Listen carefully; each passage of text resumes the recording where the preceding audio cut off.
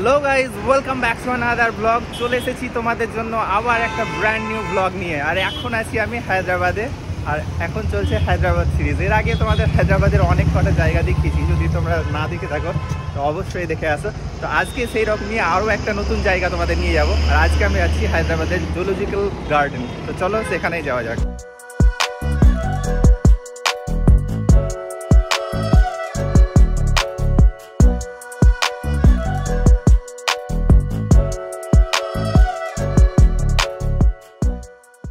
Finally zoological পার্কের সামনে চলে এসেছি। আর এখানে এসে মনে হচ্ছে পার্কে নয়, কোনো মেলা টেলাতে এসেছি। এইদিকে দেখো বিশাল ভিড়, এই জায়গাটার উল্টো দিকে আছে। চলো ভেতরে গিয়ে টিকিট কাউন্টারে তো দেখছি মেলা চলছে।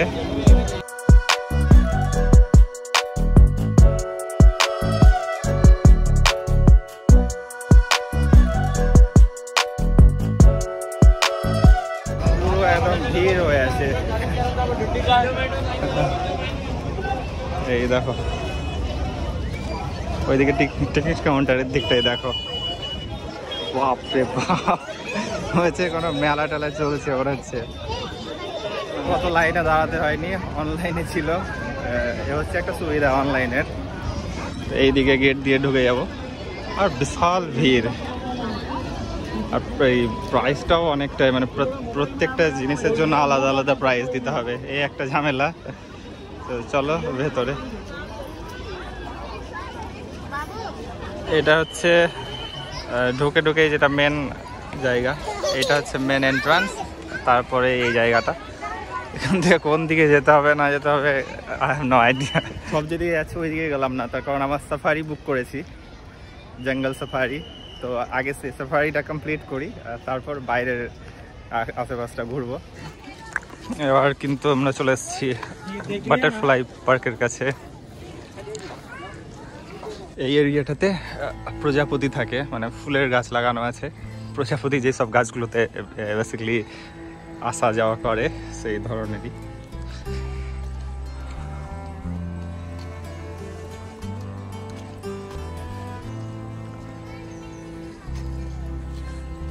পুরো পাহাড়ের মতো ওপরের দিকে উঠে যাচ্ছে, পুরো ট্রেন করে করে যেতে হচ্ছে মনে হচ্ছে জঙ্গলের মধ্যে দিয়ে। আপাতত এখন আমার সামনে কেউ নেই, আমি একাই যাচ্ছি। বেশ ভালো লাগছে, খুব শান্ত একদম হয়ে আছে। আর ভিউটা দেখো তোমরা, ওয়াও। প্রজাপতি ফোনে কতটা আসছে বুঝতে পারছি না, কিন্তু প্রজাপতি কিন্তু উড়ে বেড়াচ্ছে আশেপাশে এই জায়গাটায়। এমন ভিড় মনে হচ্ছে কোনো স্পেশাল অকেশন আছে, বিশাল ভিড়। আর ওই সামনের দিকটাই আমরা যাচ্ছি সাফারির দিকে, আর মোটামুটি 100 মিটারের মধ্যেই আছে। এগুলো এসি বাসগুলো, এবার এদিকে এদিকে আছে, ওইদিকে নন এসিও আছে। এইটাতে আমরা উঠবো, আমাদের এইটাতে আছে। আর এটা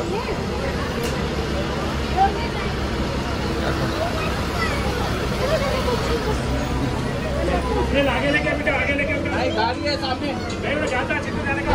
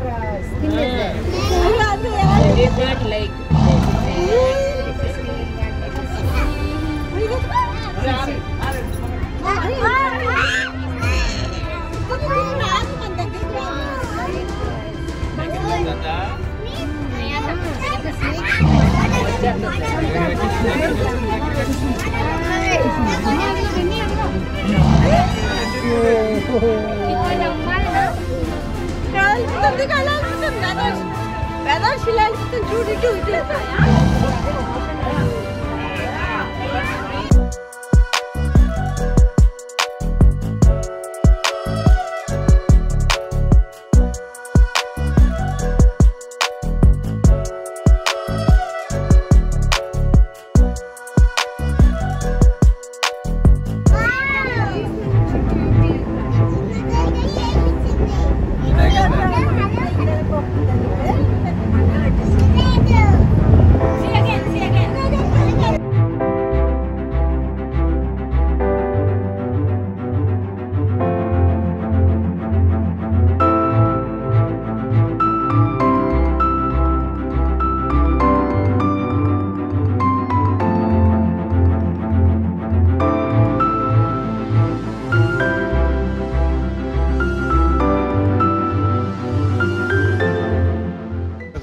সাফারি কমপ্লিট। যতক্ষণ লাইনে দাঁড়িয়েছিলাম তার হাফ টাইমের মধ্যে আমাদের ঘোরা কমপ্লিট হয়ে গেল। শুধু সিংহ দেখলাম, একটা বাঘ, একটা ভাল্লুক, এই কটাই, আর একটা হাতি মনে হয়, একদম অল্প টাইমের জন্য।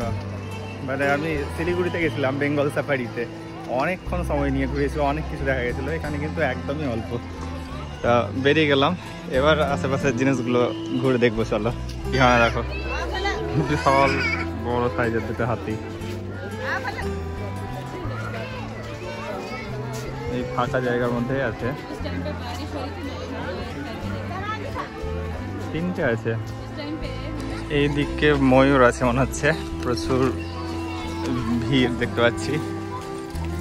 চলো এই সাইডটা গিয়ে দেখে আসি। এখানে সাদা ময়ূর আছে, সাদা ময়ূর প্রথমবার দেখছি। এই দেখো, ওই এমনি ময়ূরের মতো, কিন্তু সাদা দেখে মুরগি মনে হচ্ছে, বড় সাইজে। আর ওইদিকে নর্মালগুলো আছে, সব মেলে আছে।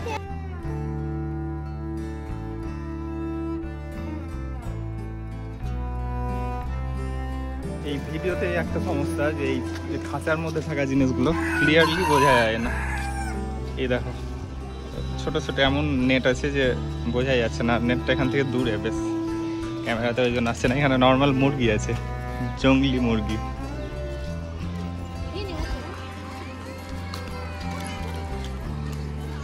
এখানে শিয়াল রেখেছে আমাদের বাড়ি থেকে, যেটা খুবই দেখা যায়।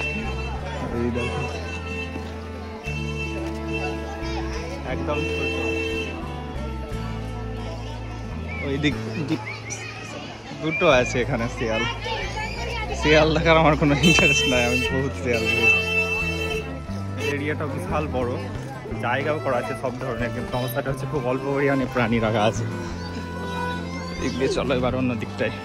রয়্যাল বেঙ্গল টাইগারও আছে, একে দেখেই নিজের মনে হচ্ছে এইখানে বেঙ্গলের একটা জিনিস দেখতে পাচ্ছি। এই ঘুমিয়ে আছে, ল্যাদ খাচ্ছে এইখানে পরে পরে।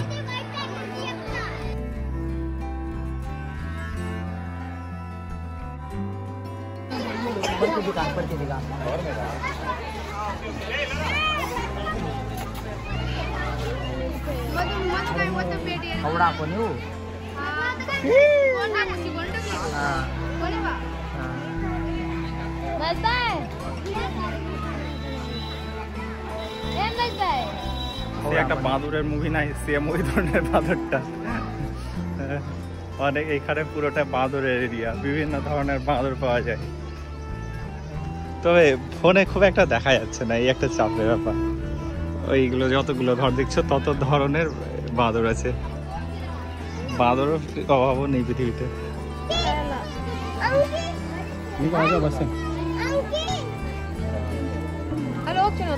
চলো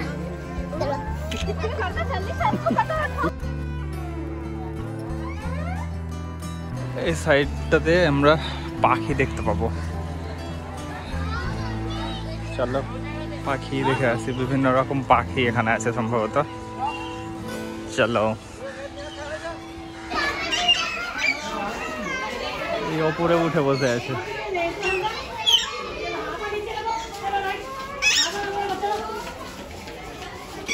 দেখো সাদা ঘুঘু, একদম পুরো সাদা পায়রার মতো। দেখো সাদা ঘুঘু, পুরো পায়রা মনে হচ্ছে। আমি ফার্স্টে পায়রাই ভেবেছি।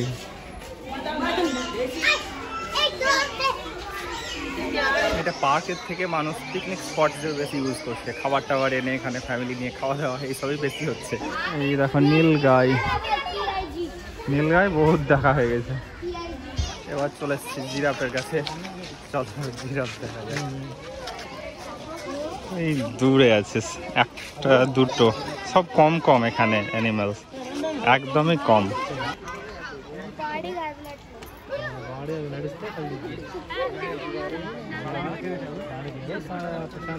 একদম স্ট্যাচু স্ট্যাচু চলছে, একেবারে নড়াচড়া নেই ওর, পুরো দাঁড়িয়ে ঘুমিয়ে গেছে মনে হচ্ছে।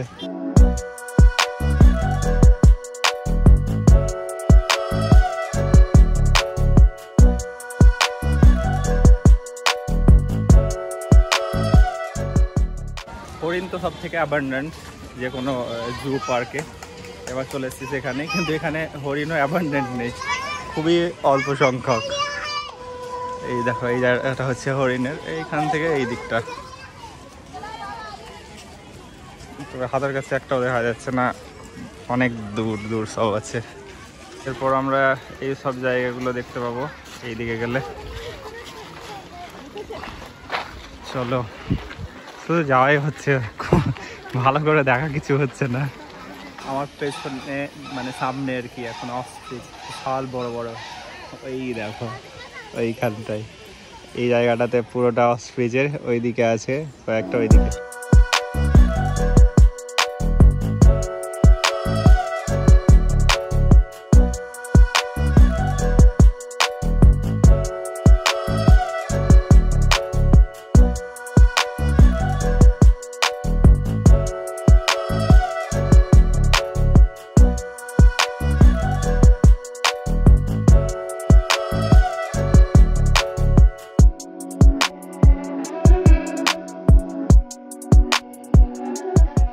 মোটামুটি 4:30 বেজে গেছে, আর আমার অলরেডি মোটামুটি সব কমপ্লিট, শুধু অ্যাকোয়ারিয়ামটাই বাকি আছে।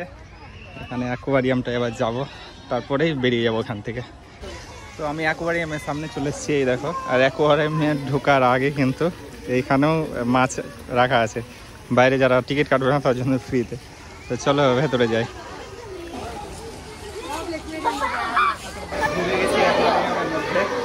আর এইখান থেকে শুরু হচ্ছে আমাদের, জলগুলো দারুণ ক্লিয়ার, কত সুন্দর দেখাচ্ছে দেখো। এইদিকে আরো আছে,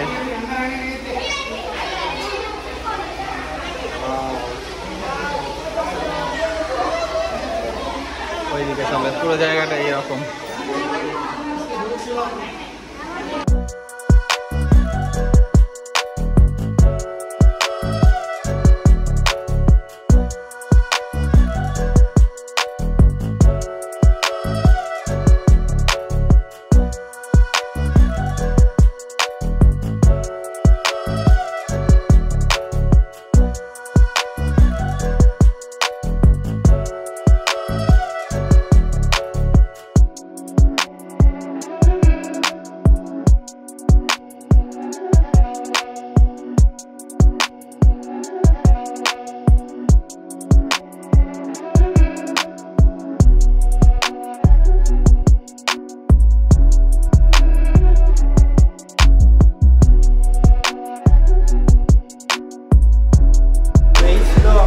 অ্যাকোয়ারিয়ামের মাছ, এই দেখো এখানে শেষ হয়ে গেল। আর মোটামুটি খুব বড় নয়, এটাতে ভালো মেনটেন করা আছে। চলো এখান দিয়ে আবার বেরিয়ে যাই।